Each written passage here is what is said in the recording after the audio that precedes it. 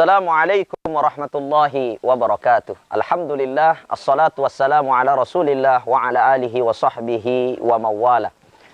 Allah subhanahu wa ta'ala menciptakan manusia di dunia ini tidak ada tujuannya kecuali bagaimana ia menebar manfaat. Sebagaimana dalam Al-Quran surah Al-Mulk Allah subhanahu wa ta'ala menjelaskan kepada kita, alladzi khalaqal mauta wal hayata liyabluwakum ayyukum ahsanu amala. Allah menciptakan hidup dan mati. Allah menciptakan mati dan hidup tidak ada tujuannya kecuali ahsanu amala. Bagaimana kita berlomba-lomba menjadi orang-orang yang senantiasa bermanfaat, senantiasa berbuat baik. Maka dari itu manusia diukur sesuai dengan manfaatnya. Rasulullah sallallahu alaihi wasallam menjelaskan dalam satu hadis, khairun nas anfa'uhum linnas. Sebaik-baik manusia adalah manusia yang bermanfaat bagi sesama manusia. Manusia hakikatnya tidak ada tempat output tujuan yang ia akan tuju kecuali hanya menuju kepada alam kubur.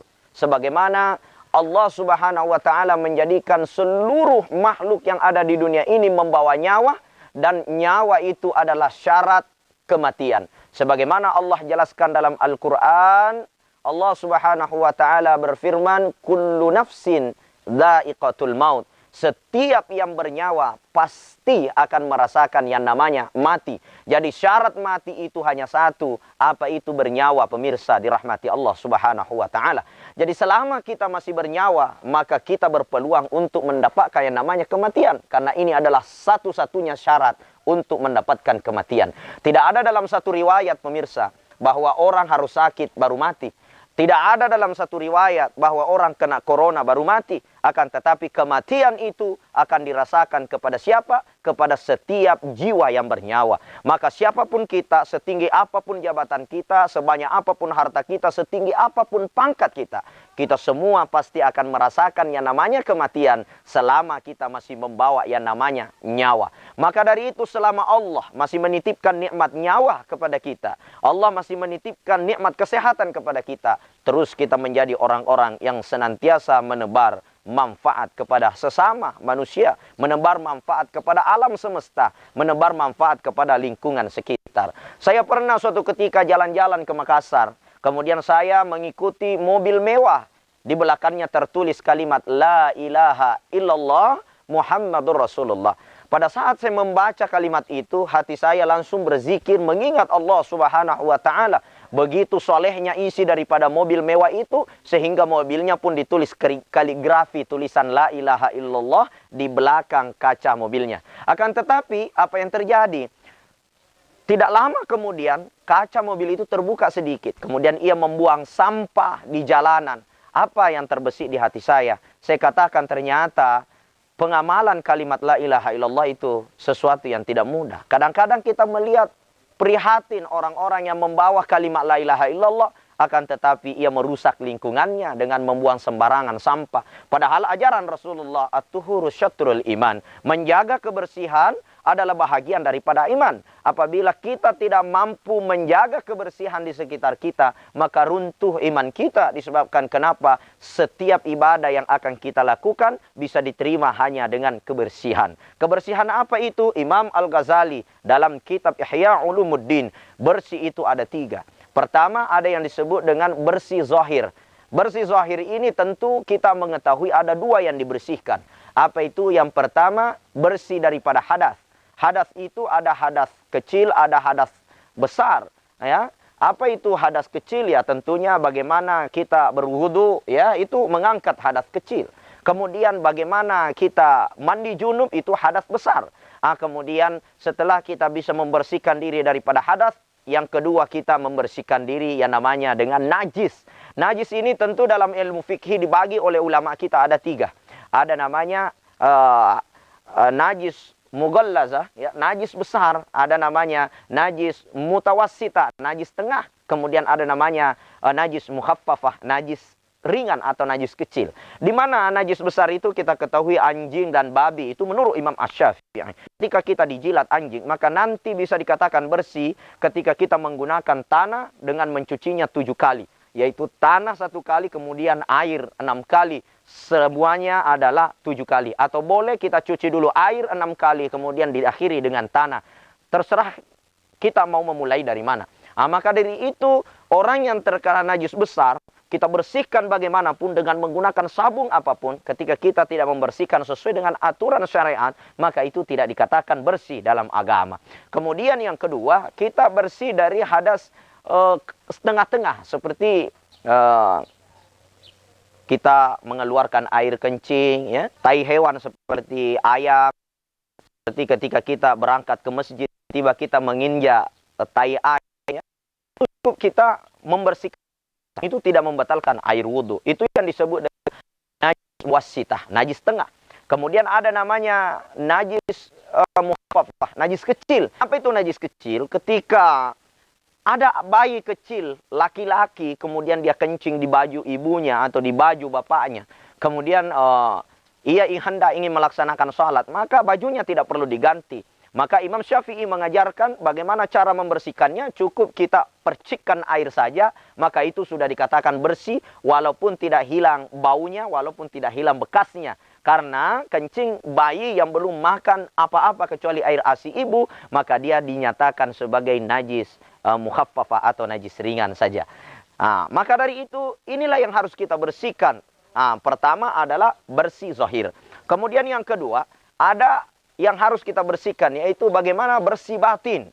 Di mana dalam Al-Quran dikatakan, qad aflaha man zakkaha wa qad khaba man dassaha. Beruntunglah orang yang membersihkan dirinya, wa qad khaba man dassaha, rugilah orang yang mengotorinya.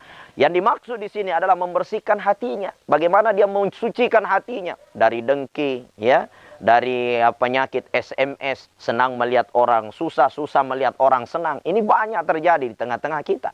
Kadang-kadang kita membanding-bandingkan kehidupan kita dengan kehidupan orang lain. Bahkan tidak kurang wanita di sekitar kita membanding-bandingkan suaminya dengan suami tetangganya.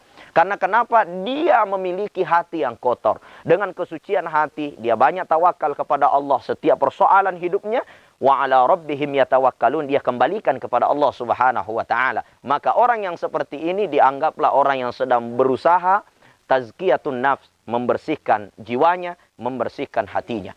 Kemudian yang ketiga, yang kita bersihkan adalah bagaimana kita membersihkan diri dari perbuatan-perbuatan tercelah.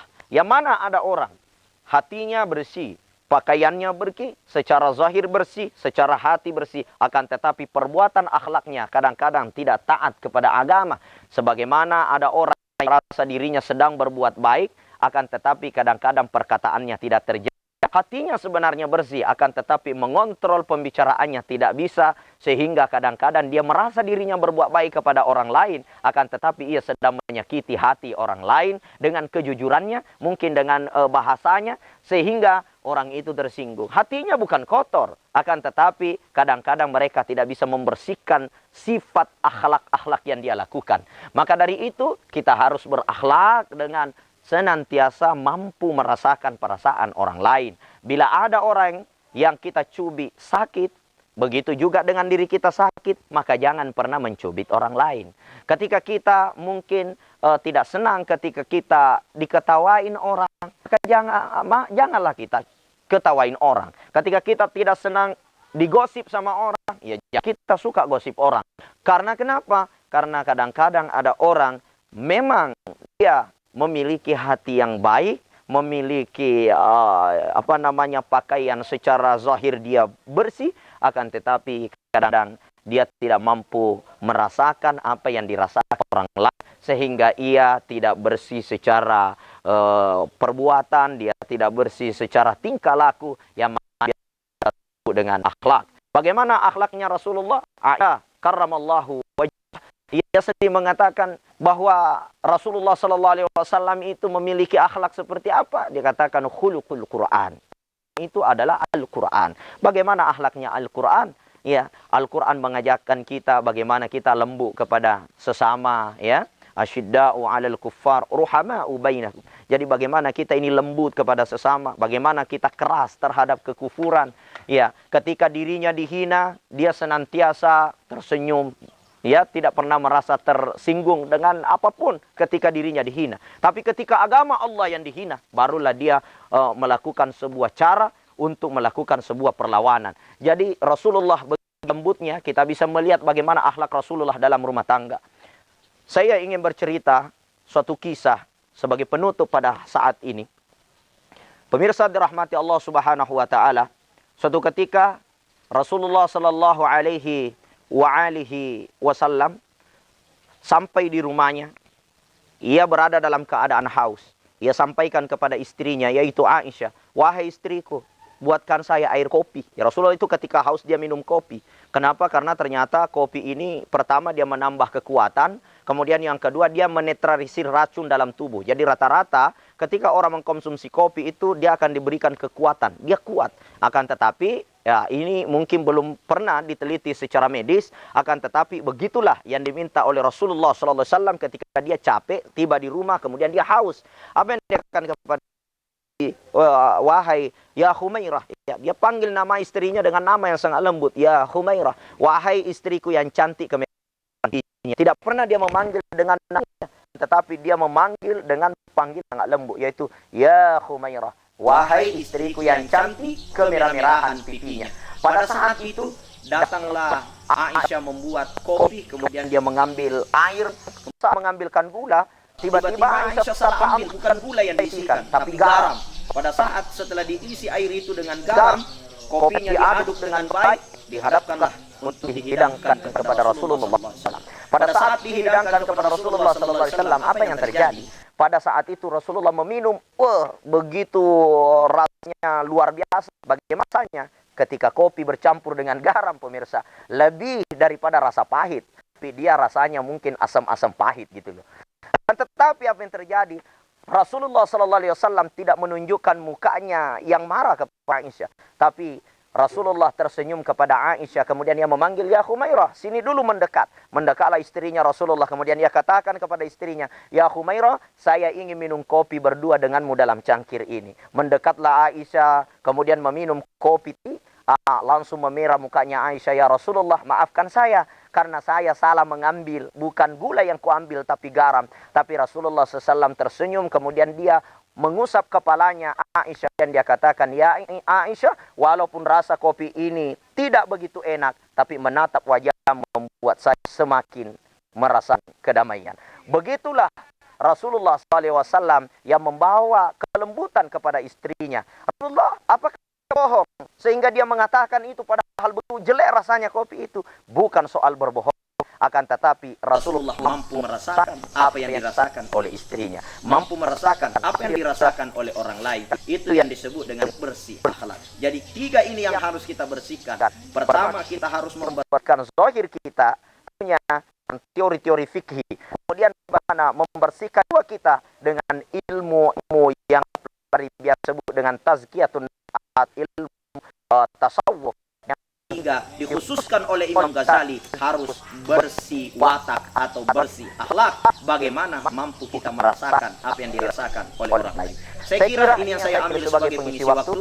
Mohon maaf atas segala kekurangan. Saya Semar Lambo, mohon maaf. Wabillahi taufik wassa'adah. Hadanallah wa iyyakum ila sabilis salam. Assalamualaikum warahmatullahi wabarakatuh.